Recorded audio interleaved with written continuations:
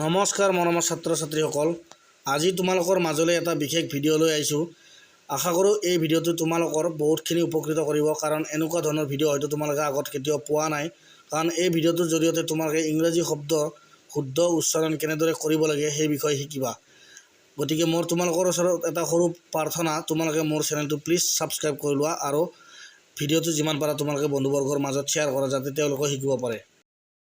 এইখিনিতে মই তোমালোকক এটা ডাউট ক্লিয়াৰ কৰি দিব বিচাৰিছোঁ যে ভিডিঅ'টোৰ পৰৱৰ্তী অংশটোত আমি চিৰ লগত জড়িত কিছুমান শব্দৰ বিষয়ে আলোচনা কৰিম।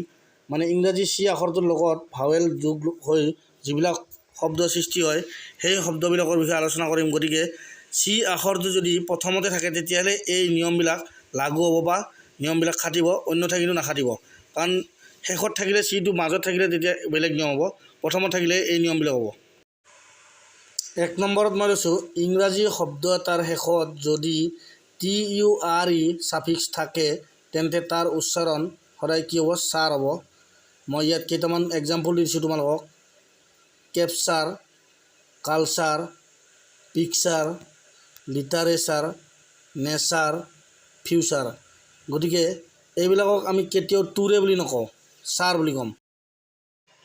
কেতিয়াবা আমি বহুতক এইটো ভুলকৈ উচ্চাৰণ কৰা দেখোঁ যে নতুৰে, ফুতুৰে। গতিকে এইটো অশুদ্ধ। ফিউচাৰ আৰু নেচাৰটোৱে ইয়াৰ শুদ্ধ ৰূপ। এইবাৰ আগবাঢ়িছোঁ দ্বিতীয় নম্বৰটোলৈ। ইংৰাজী শব্দ এটাৰ শেষত যদি TION ছাফিক্স থাকে তেন্তে তাৰ উচ্চাৰণ চন হ'ব। যেনে tuition, nation, examination, population, cultivation আদি। গতিকে এনেকুৱা ধৰণৰ বিভিন্ন ধৰণৰ শব্দ তোমালোকে দেখিবলৈ পাবা পৰৱৰ্তী সময়ত। গতিকে যদি তাৰ শব্দটোৰ শেষৰ ফালে TION থাকে তেতিয়াহ'লে ভুল নকৰিবা যে ইয়াৰ উচ্চাৰণটো কি হ'ব? সদায় চন হ'ব। বাকী আগৰ ফালে যি নাথাকক আগৰখিনিটো বেলেগ, কিন্তু ছাফিক্সটো আমি চন বুলি উচ্চাৰণ কৰিব লাগিব।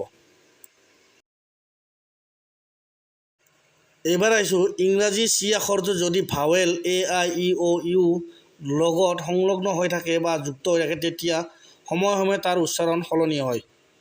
চিৰ লগত যদি এ যুক্ত হৈ থাকে তেতিয়া তাৰ উচ্চাৰণ সদায় কে দৰে উচ্চাৰণ হয়। যেনে কেট, কেপ, কেবুল, কেপচাৰ, এনেকুৱা ধৰণৰ বিভিন্ন ধৰণৰ আমি শব্দ দেখিবলৈ পাম। গতিকে তোমালোকে মাত্ৰ মন ৰাখিবা, চিৰ লগত এ যদি লগ লাগি আছে তেতিয়া তাৰ উচ্চাৰণটো মাত্ৰ কি হ'ব? কে হ'ব, কা নহয় বা চা নহয়। এইবাৰ আহিছোঁ, চিৰ লগত যদি আই যুক্ত হৈ থাকি শব্দটো প্ৰথমতে আৰম্ভ হয় বা চিৰে এটা শব্দ আৰম্ভ হয় তেতিয়া তাৰ উচ্চাৰণ বেছিভাগতে চিৰ দৰে হ'ব, মানে SI বা চি। যেনে ধৰণৰ চিবাকা, চিনেমা, চিটি, চিগাৰেট, চিগাৰ, এনেকুৱা ধৰণৰ শব্দবিলাক সদায় CIৰে আৰম্ভ হয়। গতিকে তোমালোকে ইয়াৰ দ্বাৰা ক্লিয়াৰ কৰি লোৱা যে CI থাকিলে তাৰ উচ্চাৰণ সদায় কি হ'ব? চি হ'ব, চাই নহ'ব বা চে নহ'ব। এইবাৰ আগবাঢ়িছোঁ, চিৰ লগত যদি ই যুক্ত হৈ থাকে তাৰ উচ্চাৰণ সদায় চেৰ দৰে হয়। যেনে চেণ্টাৰ, চেঞ্চুৰী, চেলিব্ৰিটি, এনেকুৱা বিভিন্ন ধৰণৰ শব্দ আমি দেখিবলৈ পাম। গতিকে ইয়াত সচৰাচৰ মই বৰ বেছি এক্সাম্পল দিব বিচৰা নাই। গতিকে তোমালোকে মাত্ৰ ভিডিঅ'টো স্কিপ নকৰাকৈ শেষলৈ চাই যোৱা আৰু এনেকুৱা ধৰণৰ বিভিন্ন ধৰণৰ শব্দ শিকিবলৈ পাবা। আমাৰ এই চেনেলটোৰ জৰিয়তে গ্ৰামাৰৰ ক্ষেত্ৰত, ইংৰাজী গ্ৰামাৰৰ ক্ষেত্ৰত বিভিন্ন ধৰণৰ ভিডিঅ' আমি আগবঢ়াইছোঁ। গতিকে তোমালোকে যদি ভিডিঅ'বিলাক চোৱা নাই, ভিডিঅ' ডেছক্ৰিপশ্যনত যায় বা ভিডিঅ'ৰ প্লে'লিষ্টত যায় সেই আটাইবিলাক ভিডিঅ' চালে সম্পূৰ্ণৰূপে তোমালোকৰ কোৰ্চটো আয়ত্ব কৰিব পাৰিবা। এইবাৰ পৰৱৰ্তী অংশটো লৈছোঁ মই, চিৰ লগত যদি HE লগ লাগি থাকি কোনো এটা শব্দ আৰম্ভণি হয় তেতিয়াহ'লে সেই শব্দটোৰ উচ্চাৰণ বা তাৰ যিটো প্ৰথম উচ্চাৰণটো চি উচ্চাৰণটো কে হ'ব।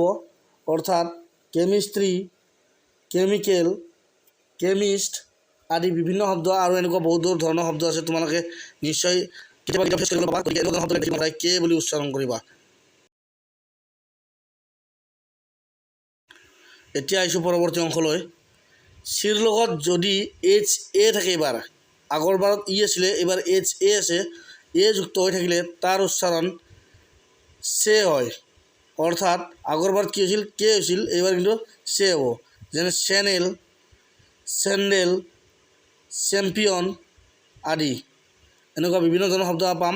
গতিকে মই কেইটামান মাত্ৰ উদাহৰণ দিছোঁ, কাৰণ ইমান বেছিকৈ দিবলৈ মানে ভিডিঅ'টো বৰ বেছি দীঘলীয়া কৰিবলৈ মোৰ মন নাই, কাৰণ বেছি দীঘলীয়া ভিডিঅ' দিলে তোমালোকে চাই আমনি পোৱা। গতিকে মই শ্বৰ্টকৈ দিছোঁ। এইবাৰ আগবাঢ়িছোঁ। চিৰ লগত যদি ইউ যুক্ত হৈ থাকে তেন্তে তাৰ উচ্চাৰণ সদায় কা হয়। অৰ্থাৎ আমি এনেকুৱা ধৰণৰ শব্দ বহুতেই পাই থাকোঁ, প্ৰায় পাই থাকোঁ। কাষ্টমাৰ আমি সদায় ইউজ কৰোঁ কাষ্টমাৰ শব্দ। কাষ্টম আজিকালি ল'ৰা ছোৱালীবিলাকে তামাম খেলে কাষ্টম। তাৰপিছত কাপ মানে আমাৰ অসমীয়া যিটো পিয়লা চাহ খোৱা কাপটো। কাষ্টমাইজ মানে কোনো এটা বস্তু সম্পাদন কৰা, তেনেকুৱা ধৰণৰ শব্দবিলাক আমি আমাৰ দৈনন্দিন জীৱনত প্ৰায় ব্যৱহাৰ হৈ থকা দেখা পাওঁ। গতিকে চিৰ লগত যেতিয়াই তুমি ইউ দেখা পাবা তেতিয়াহ'লে তোমালোকে মানে কনফিউজনটো ক্লিয়াৰ কৰি ল'বা যে এইটো কি উচ্চাৰণ হ'ব, কা হ'ব, ইয়াত কোনো কু নহ'ব। এইবাৰ আগবাঢ়িছোঁ। চিৰ লগত যদি ৱাই যুক্ত হৈ থাকি কোনো এটা শব্দৰ আৰম্ভণি হয় তেতিয়াহ'লে চিৰ উচ্চাৰণ সদায় চাই হ'ব, কাৰণ চিটো আৰু ৱাইটো য'ত লগ লাগি থাকিব সেইখিনি উচ্চাৰণ আমি চাই বুলি ক'ম।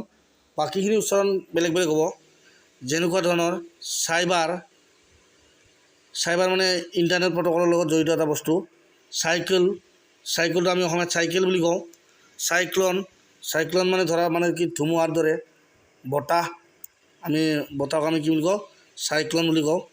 গতিকে এনেকুৱা ধৰণৰ শব্দবিলাক নেক্সট যেতিয়া পাবা তোমালোকে তাক কি বুলি মাতিবা, চাই বুলি মাতিবা। এইবাৰ আহিছোঁ আজিৰ এই ভিডিঅ'টোৰ অন্তিম অংশলৈ। 8 নম্বৰ আছে, চিৰ লগত যদি অ' ভাৱেল যুক্ত হৈ থাকে তেন্তে তাৰ উচ্চাৰণ ক হয়। যেনে কোক মানে কুক মানে ৰান্ধা, কক মানে হ'ল কুকুৰা, মতা কুকুৰা, কইল মানে কয়লা, কুল মানে ঠাণ্ডা। এই ভিডিঅ'টো ইমানতে মই সমাপ্ত কৰিব ওলাইছোঁ, কাৰণ ভিডিঅ'টো বৰ বেছি দীঘলীয়া হৈ যায়। গতিকে বৰ বেছি দীঘলীয়া কৰিবলৈ মোৰ মন নাই। দীঘলীয়া ভিডিঅ' দিলে মানে তোমালোকে চাই বৰ আমনি পোৱা। সেয়েহে মই আজি ইমানতে সামৰণি মাৰিব খুজিছোঁ। গতিকে তোমালোকৰ ওচৰত এটা সৰু ৰিকুৱেষ্ট, তোমালোকে যিমান পাৰা মোৰ এই ভিডিঅ'বিলাক বন্ধুবৰ্গৰ মাজত শ্বেয়াৰ কৰিবা। ধন্যবাদ।